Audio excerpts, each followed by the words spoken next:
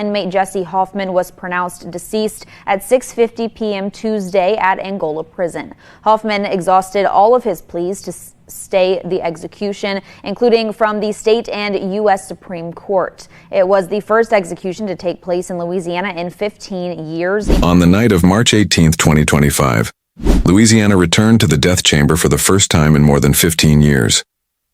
But this was no ordinary execution.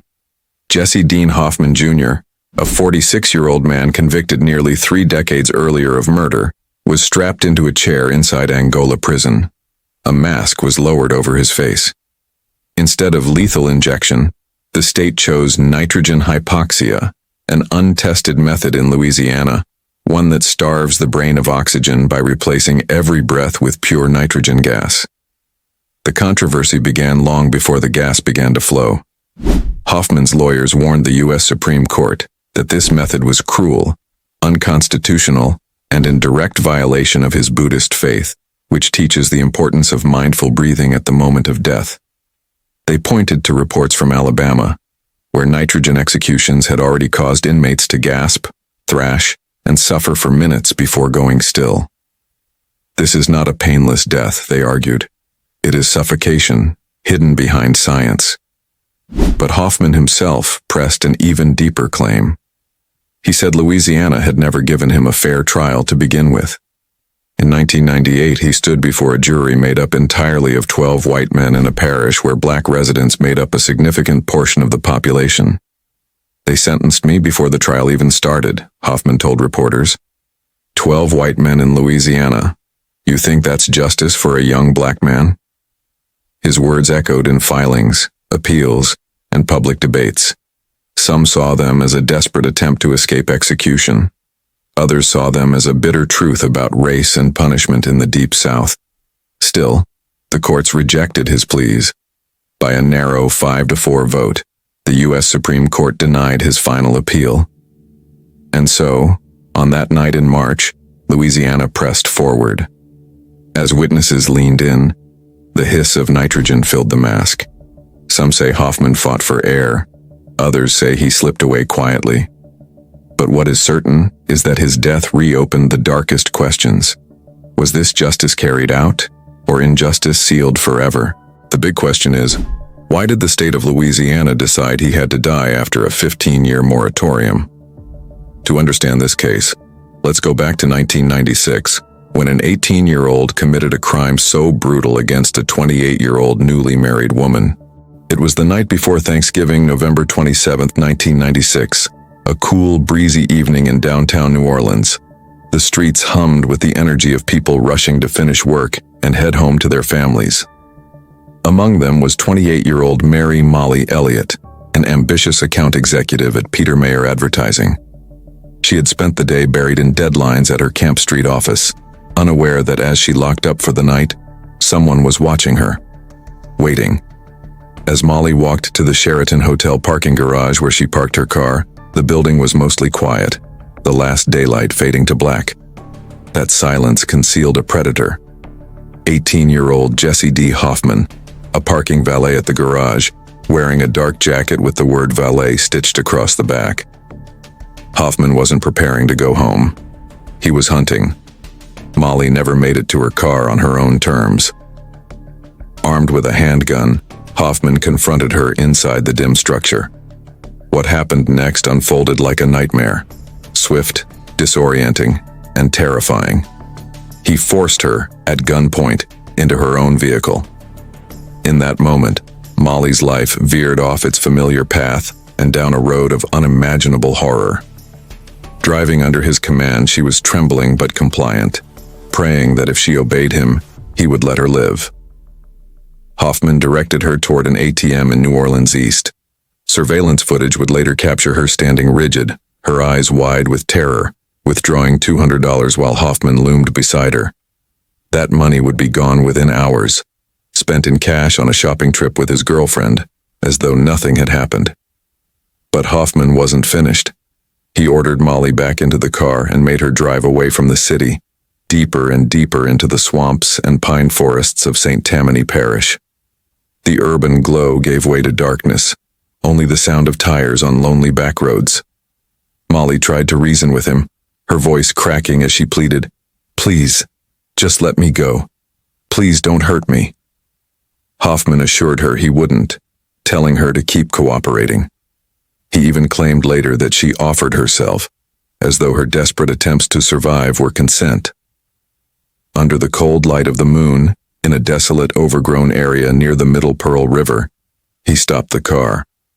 Still armed, he ordered her into the back seat where he sexually assaulted her. She was crying, begging. There was no escape. When it was over, she was stripped completely naked, trembling in the November chill. But Hoffman still would not let her go.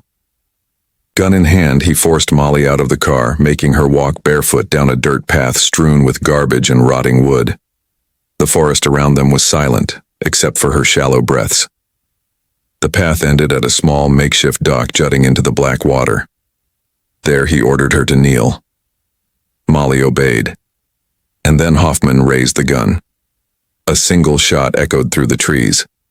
Molly collapsed onto the splintered boards, the cold river mist swallowing her final breath. She didn't die instantly. Medical evidence later showed she survived for a few minutes, alone, as the life drained from her body. Hoffman left her there in the darkness, a young woman who had simply wanted to go home for Thanksgiving. He gathered her clothes, purse, and belongings, tossing them out in a vacant lot back in New Orleans East. Her life erased, discarded like trash. He even disposed of the gun. And then, astonishingly, returned to work at the Sheraton garage as if nothing had happened. His lunch break, he told his managers, had simply run long, about 2.5 hours. By the next morning, the horrific secret began to unravel. At dawn on Thanksgiving Day, a duck hunter stumbled upon her body on that rickety dock, lying naked under the pale light, a bullet wound in her head. Later that afternoon, her husband identified her, breaking down when he learned the truth.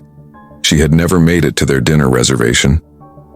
Meanwhile, investigators began piecing together the trail. That same morning, a couple had found women's clothing and personal items scattered in a lot. Among them were 3 ATM receipts from the previous night. Detectives traced them to a Regions Bank ATM and pulled the surveillance tape. There she was, Molly, withdrawing cash, and next to her, a tall black man in a dark valet jacket. Officers from both Orleans Parish and St. Tammany Parish quickly descended on the Sheraton parking garage.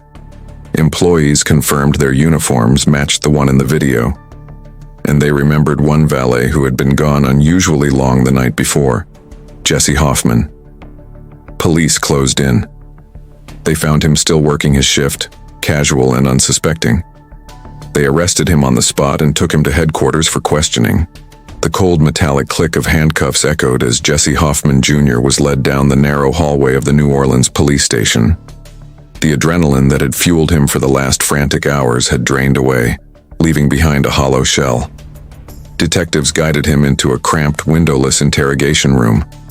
A single camera blinked in the corner, silently recording every movement, every twitch of his face. He sat slouched in the hard chair, eyes fixed on the scuffed tabletop. His valet jacket, the same one seen in the ATM footage, still clung to his shoulders. Outside, detectives whispered, reviewing the evidence, the ATM video, the recovered clothing, the timeline that placed Hoffman on his mysterious lunch break the same evening. Mary Molly Elliott vanished. Detectives Charles Banks and Linda Carver entered. They didn't shout. They didn't threaten. They simply set down a stack of photographs. Molly's belongings strewn across a vacant lot, her smiling work ID photo, and the still frame of her terrified face at the ATM, standing beside Jesse. "Where were you, Jesse?" Banks asked, his voice even. Hoffman's eyes darted, calculating. "I left work," he said, voice low. "Caught a bus to New Orleans East. My girlfriend was sick, needed medicine." Carver slid the bus schedule across the table. "No buses match your timeline." Silence. He shifted in his seat. A bead of sweat traced his temple. Then a new story spilled out. 2 armed men, faceless shadows, had forced him into a car. A white woman was in the back seat, a towel over her head. They made him stand beside her at the ATM. He claimed they threatened to kill his girlfriend if he didn't comply. Banks leaned forward, voice tightening. "So they kidnapped her, and you just went back to work?" Jesse nodded, eyes wide, rehearsed. But the detectives pressed on, dismantling his lies piece by piece.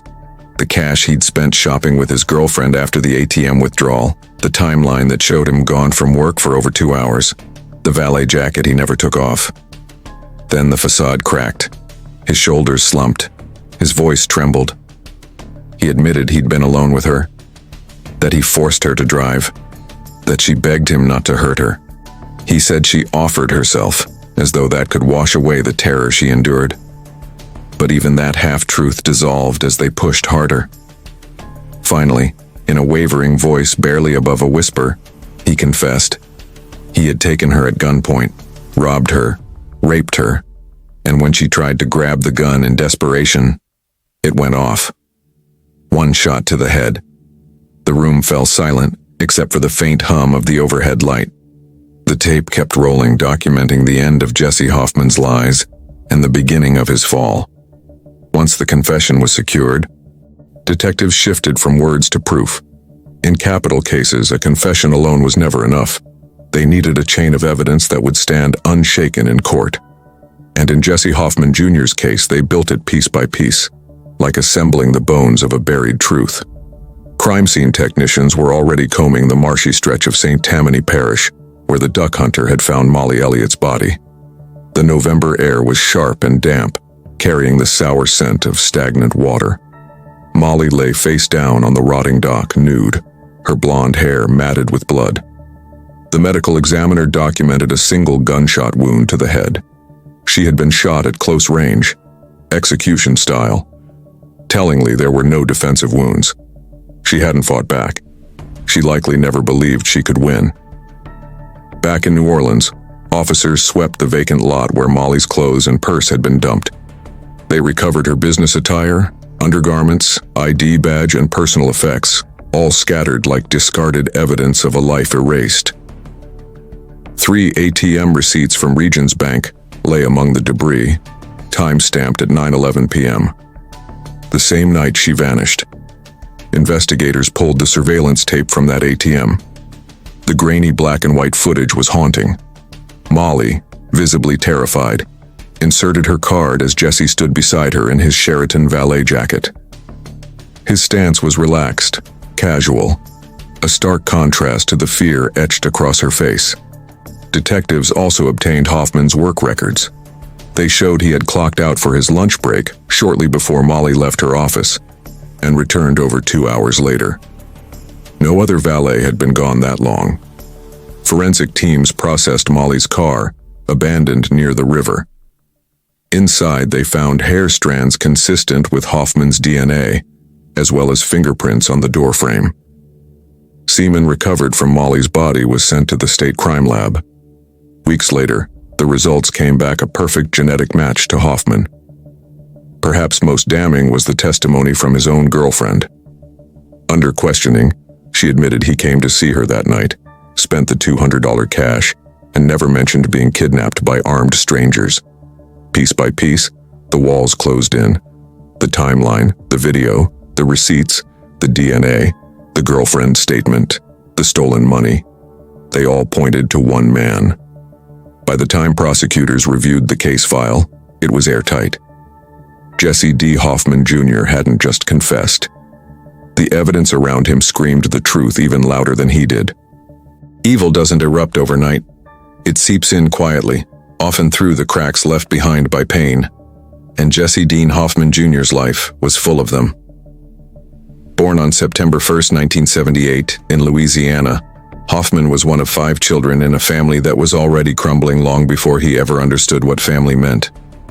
His childhood wasn't marked by warmth or stability, but by survival. According to his older brother Marvin Fields, their mother ruled the house with violence, not love.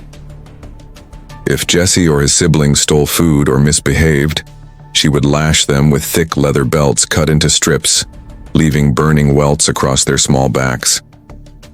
At times, She forced their tiny hands against the red coils of a hot stove until blisters swelled across their fingers.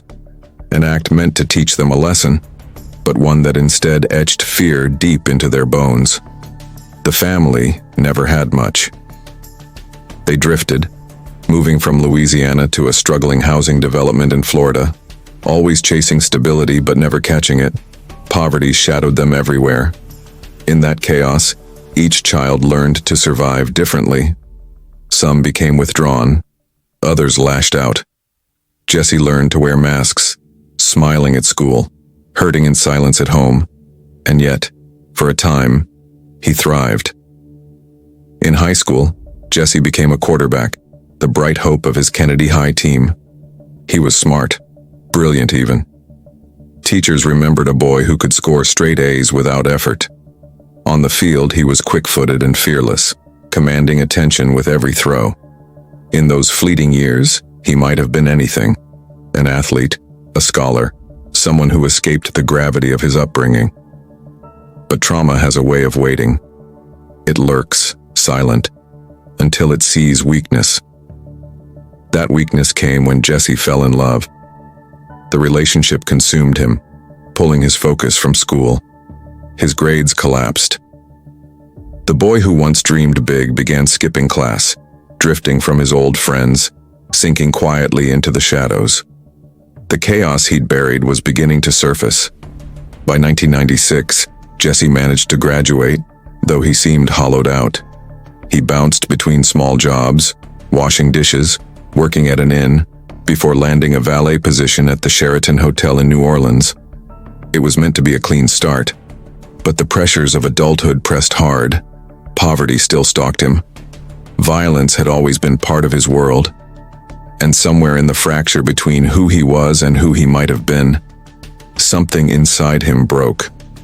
Less than 3 weeks after starting that job, 18-year-old Jessie Hoffman committed an unthinkable crime, abducting, raping, and murdering 28-year-old Molly Elliott, a young woman who had never crossed him, never harmed him.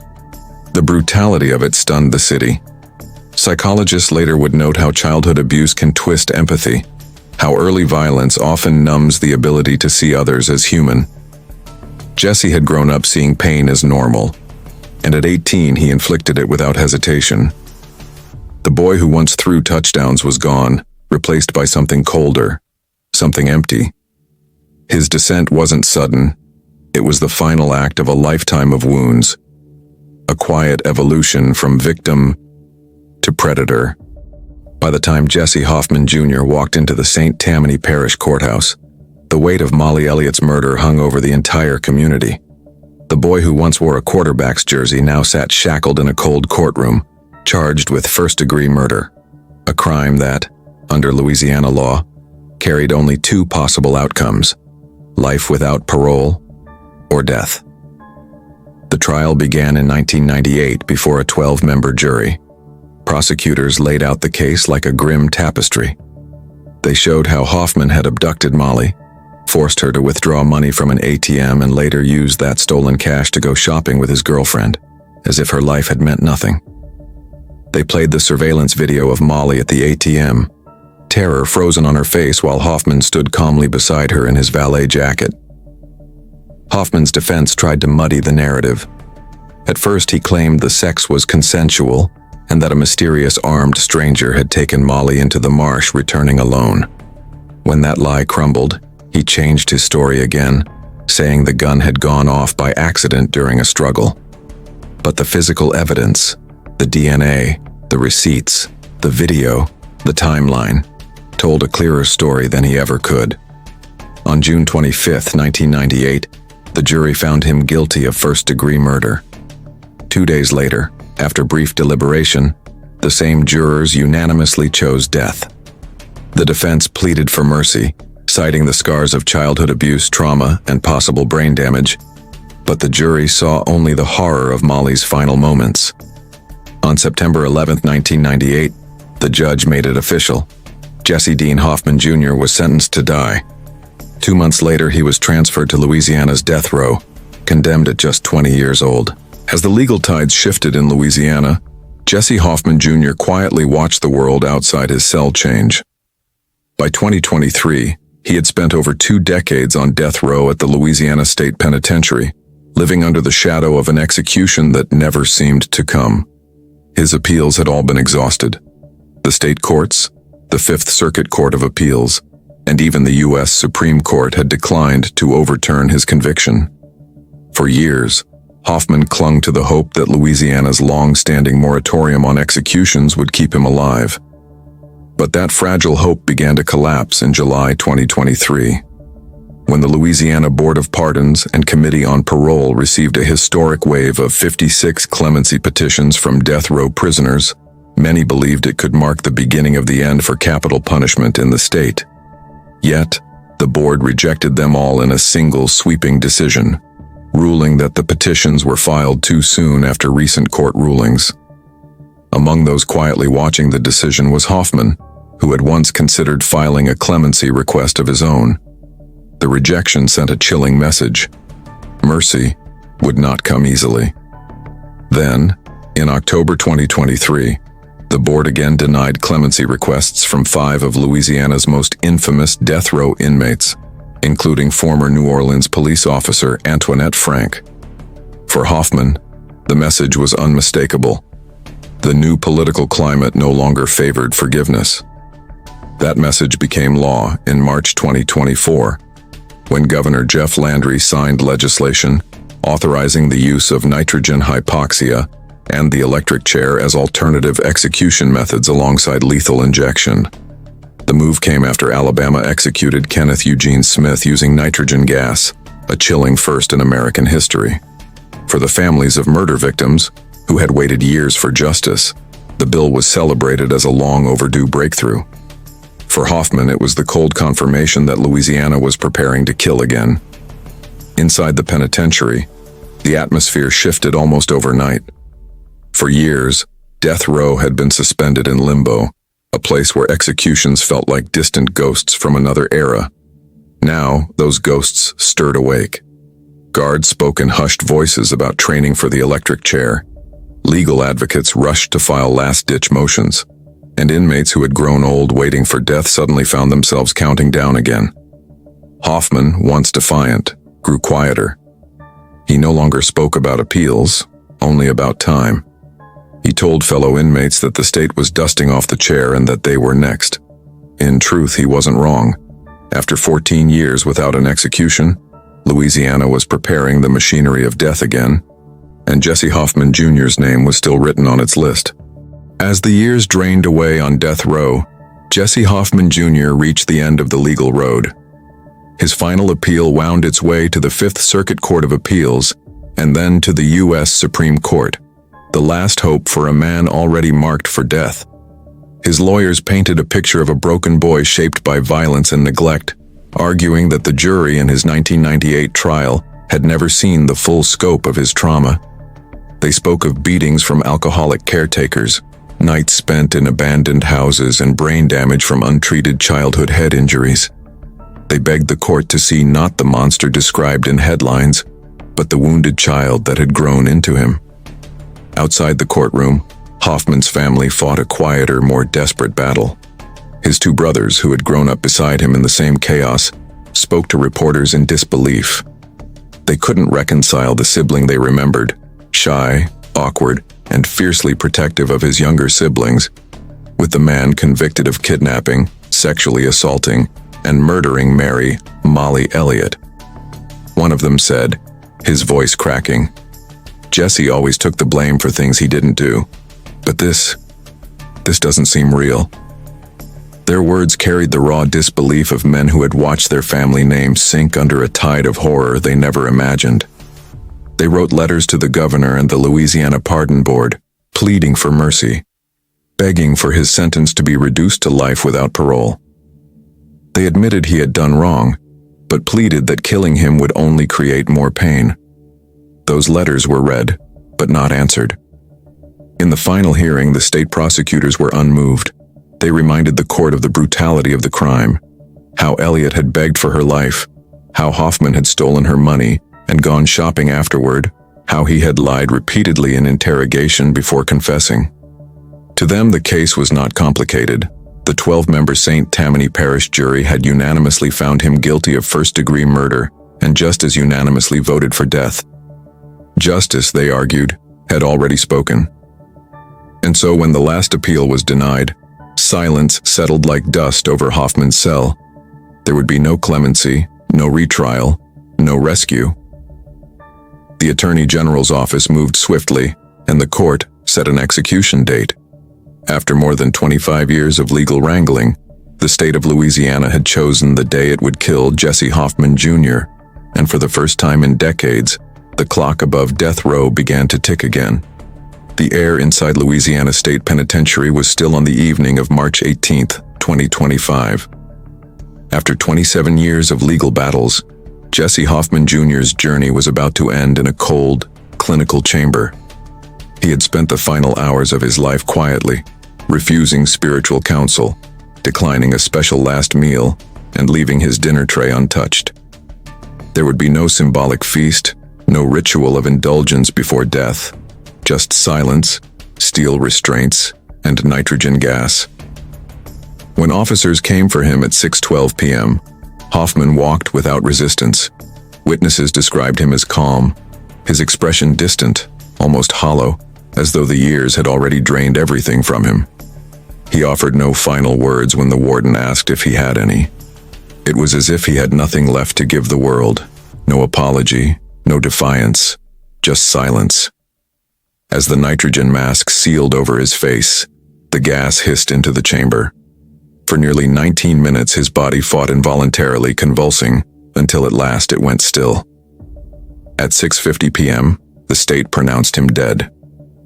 Jesse Hoffman Jr. became the first person executed in Louisiana in 15 years, and the first in the state to die by nitrogen hypoxia. The experimental method, which starves the body of oxygen, had only been used once before, on Kenneth Eugene Smith in Alabama in 2024. Hoffman's death marked a grim milestone. Louisiana had officially ended its moratorium on executions,